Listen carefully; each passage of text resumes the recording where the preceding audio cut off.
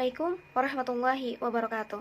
Alhamdulillahirabbil alamin. Assalatu wassalamu ala asyrofil anbiya'i wal mursalin wa ala alihi wa sahbihi ajmain, amma ba'd.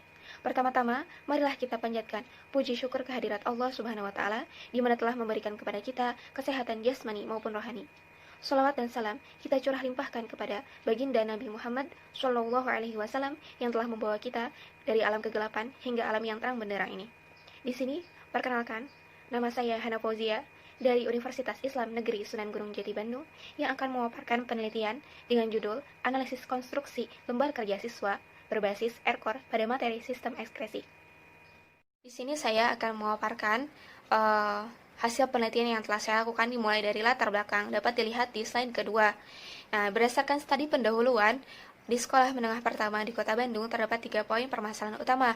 Yang pertama, guru menyampaikan materi pembelajaran itu dengan menggunakan metode ceramah dan sangat jarang menggunakan dengan AKS atau lembar kerja siswa. Lembar kerja siswa itu sendiri yang digunakan hanya sebagai penguji kognitif saja, tanpa menekankan penguasaan konsep, sehingga siswa itu sulit mengasah daya ingat yang dimilikinya. Kemudian, siswa itu sangat kurang dalam daya ingat, dilihat dari aspek kognitif hasil pembelajaran kurang dari standar, yaitu kurang dari 75.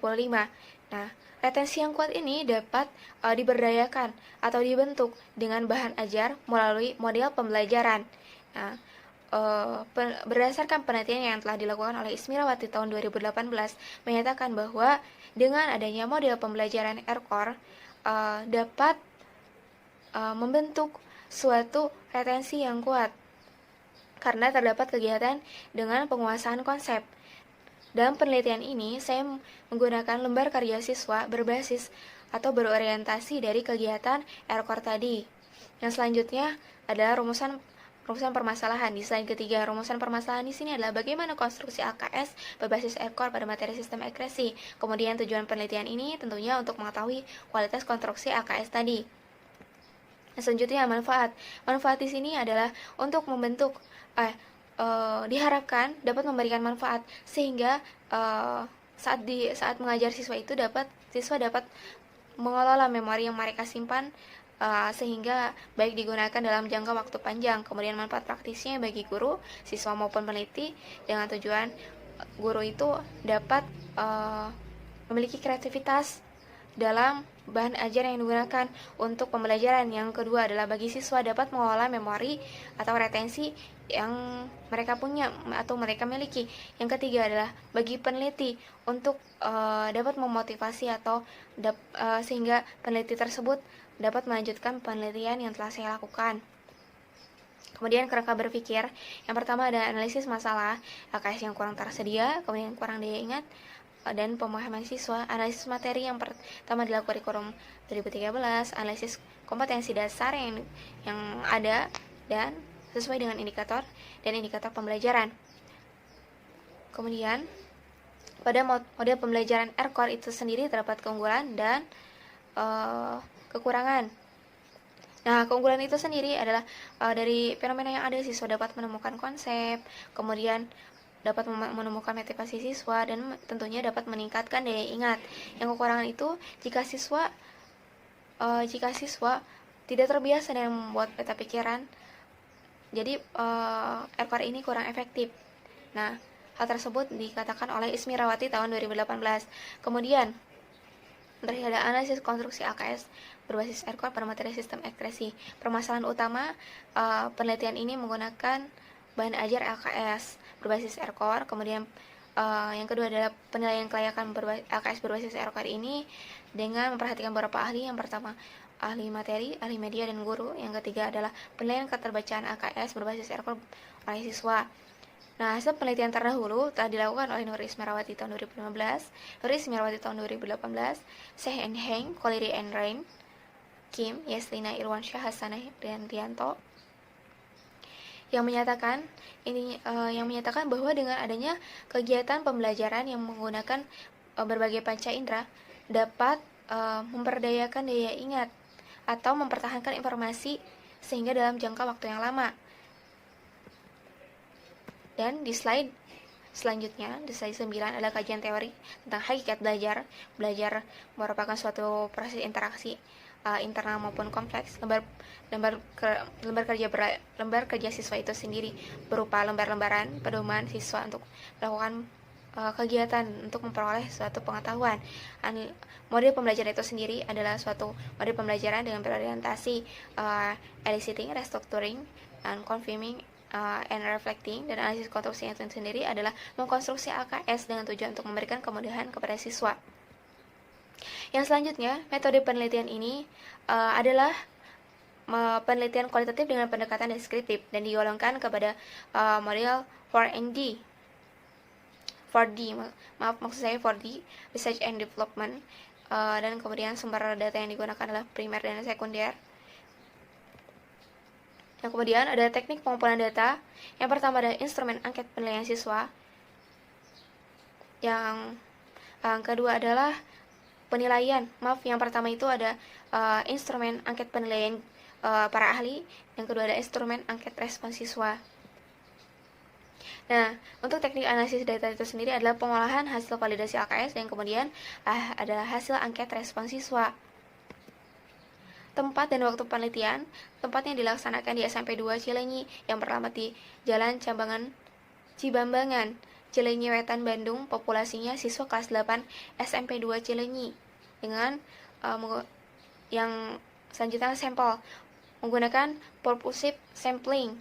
Terdapat kelas yang dipilih berdasarkan pertimbangan dan belum pernah menggunakan AKS ini, yaitu kelas 8F yang terdiri dari 20 siswa. Waktu penelitian dilakukan pada bulan Maret hingga Agustus. Baik, dilanjut pada slide ke-14 yaitu hasil penelitian. Kemudian, hasil penelitian yang telah diperoleh melalui penilaian para ahli dan uji keterbacaan siswa, bahwa yang pertama itu ahli materi memiliki skor sebanyak 80%, dapat dilihat ya. Kemudian di ahli media sebanyak 76%, kemudian guru mata pelajaran sebanyak 85%, dan uji keterbacaan siswa sebanyak 81%. Nah, kemudian pada hasil skor yang didapat penilaian ini ketika dikonversikan ke dalam pernyataan, maka LKS berbasis RKS ini dapat dinyatakan layak. Hal tersebut dinyatakan menurut Ridwan tahun 2016. Kemudian hasil validasi oleh para ahli ini dapat dilihat berbeda-beda kan tentunya. Namun, produk dapat dinyatakan layak karena telah memenuhi standar yang sesuai menurut BSNP. Nah, kemudian dapat ditinjau dan dilihat ya, penilaian yang terendah itu oleh ahli media. Produk yang karena produk yang telah dibuat ini memiliki kekurangan karena terlalu berfokus pada materi, kemudian susunan bahasa dan kejelasan dalam EKS, sehingga kurang memperhatikan desain sampul maupun desain isinya, sehingga lembar kerja siswa ini kurang dalam penyajian tampilan. Kemudian untuk selanjutnya persentase penilaian produk AKS pada setiap aspek validator dapat dilihat ya. Terendah adalah aspek kegrafikan, yaitu sebanyak 77%.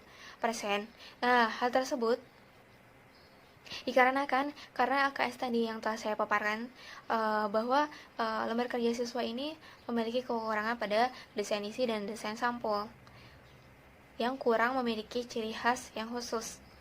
Kemudian selanjutnya ada analisis konstruksi AKS itu sendiri. Kemudian analisis konstruksi AKS ini dapat dilihat dari penyusunan LKS dengan melalui kegiatan yang di dalamnya itu ada berbasis RCORE. RCORE tadi adalah eliciting. Eliciting itu dimulai dari tahapan guru membuat kelompok belajar secara berpasangan, kemudian memberikan teks pembacaan, siswa mengumpulkan informasi penting. Dari restructuring itu, dari proses membaca, siswa itu dapat membuat peta pikiran, dan tahap confirming itu siswa mengkonfirmasi informasi dengan diskusi. Kemudian reflecting, dengan siswa itu mengevaluasi hasil informasi yang telah didapat tadi. Dari semua tahapan tadi, menurut para ahli dan tanggapan siswa itu sendiri dapat memberikan kemudahan khususnya dalam mempertahankan daya ingat yang mereka miliki. Selanjutnya, berikut adalah tampilan LKS itu sendiri di slide 17. Kemudian dari hasil penelitian yang tadi telah dipaparkan dapat ditemukan bahwa penelitian ini memperoleh hasil bahwa konstruksi AKS berbasis org ini telah menyisipkan kegiatan-kegiatan yang bermakna di mana ada eliciting, restructuring, confirming, dan reflecting yang dimungkinkan dapat mempertahankan daya ingat atau retensi siswa, yang kemudian AKS ini dapat digunakan dan tervalidasi dan memiliki tanggapan yang positif oleh siswa. Dilihat dari aspek lembar validasi aspek isi sebesar 81%, penyajian sebanyak 81%, kegrafikan 77%, dan bahasa sebanyak 81%. Tanggapan siswa itu sendiri memperoleh hasil yang sangat positif dari uji keterbacaan siswa sebanyak 81% dengan kategori sangat baik dan jika digunakan dalam pembelajaran. Mungkin cukup sekian pemaparan dari saya. Mohon maaf jika banyak kekurangan. Billahi taufiq wal hidayah. Wassalamualaikum warahmatullahi wabarakatuh.